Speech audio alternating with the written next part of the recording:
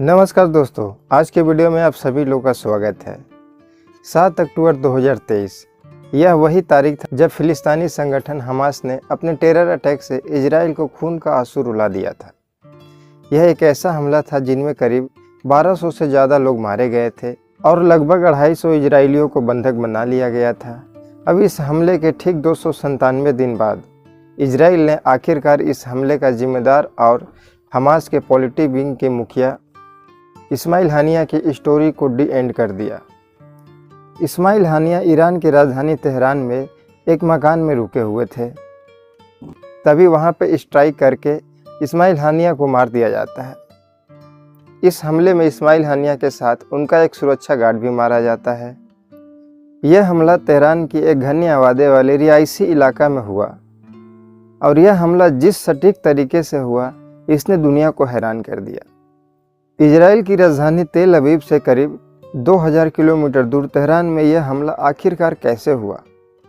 क्या यह कोई ड्रोन अटैक था या फिर कोई एयर स्ट्राइक था या फिर कोई surface to surface missile attack था?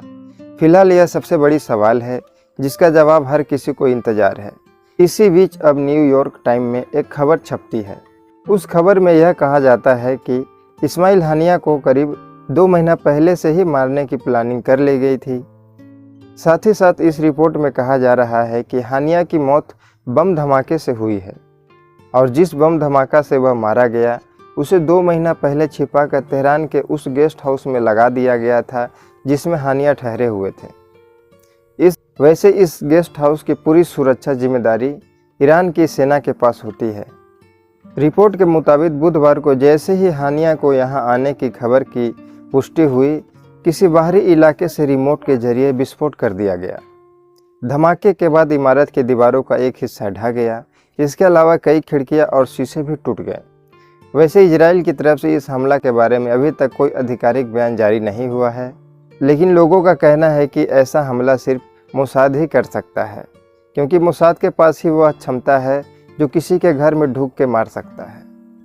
जिन्हें नहीं पता है उन्हें बता दूं, जिस तरह हमारे भारत का खुफिया तंत्र रॉ है, उसी तरह इजराइल का खुफिया तंत्र मोसाद है। मोसाद दुनिया में अपनी क्षमताओं के लिए जाना जाता है। इस हमले के बाद एक बार फिर मोसाद चर्चा में आ गया है। लेकिन क्या आप जानते हैं कि मोसाद का भारत के साथ पुराना रिश्ता है? भारत की खुफिया एजेंसी रॉ दशकों से मोसाद के साथ सीक्रेट पार्टनर है। भारत की आज़ादी के लगभग 1 साल बाद इजराइल का निर्माण हुआ था, लेकिन दोनों देशों के बीच लंबे समय तक कोई संबंध नहीं रहे थे। हालांकि भारत ने 1950 में इजराइल को एक देश के रूप में मान्यता दी थी, लेकिन दोनों देशों के बीच कूटनीति का संबंध 1992 में शुरू हुआ था। दुनिया की नज़र में तो दोनों देश एक दूसरे के संपर्क में नहीं थे, लेकिन ऐसा बिल्कुल ही नहीं था।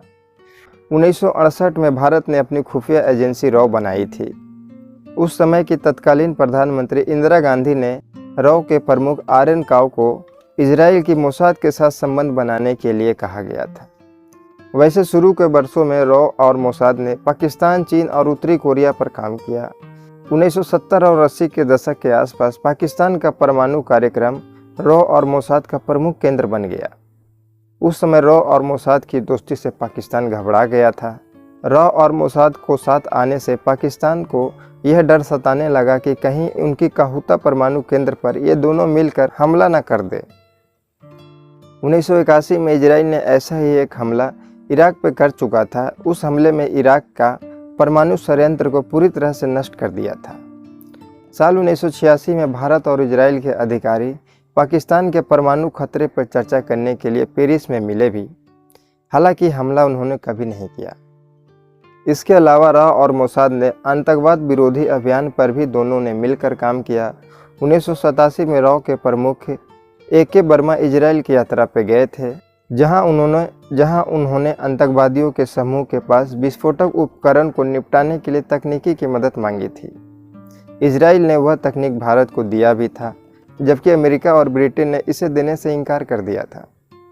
1984 में इंदिरा गांधी की हत्या के बाद रॉ ने अपने अधिकारियों को सुरक्षा प्रशिक्षण करने के लिए इजराइल भेजा था। 1980 के दशक के अंत में राजीव गांधी ने देश के बागडोर संभालने के बाद इजराइल के साथ संबंधों को एक नया दिशा दी। उस समय इन्होंने दोनों देशों के बीच दोस्ती को और बढ़ाने का काम किया। 1992 में भारत ने इजराइल के साथ औपचारिक संबंध स्थापित किए। इसके अलावा साल 1999 में कारगिल युद्ध के दौरान इजराइल ने गाइडेड एम्यूनेशन और ड्रोन समेत कई तरह के मिलिट्री उपकरण देकर भारतीय सेना को मदद किया था। कारगिल का युद्ध पहाड़ों पर लड़ा गया था।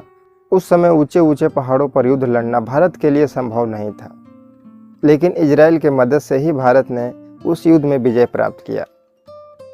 उसी समय भारत ने परवेज मुशर्रफ के फ़ोन कॉल को भी टैप कर लिए थे। पाकिस्तानी आज भी कहते हैं कि इस काम में मोसाद ने भारत की ज़रूर मदद किया था। तो दोस्तों, हमारे द्वारा दी गई इस छोटी सी जानकारी अगर आपको अच्छा लगा तो आप हमारे वीडियो को लाइक करें। चैनल पर नए हैं तो चैनल को सब्सक्राइब करें। बहुत ही जल्द मिलते हैं एक अगले वीडियो के साथ। तब तक के लिए नमस्कार।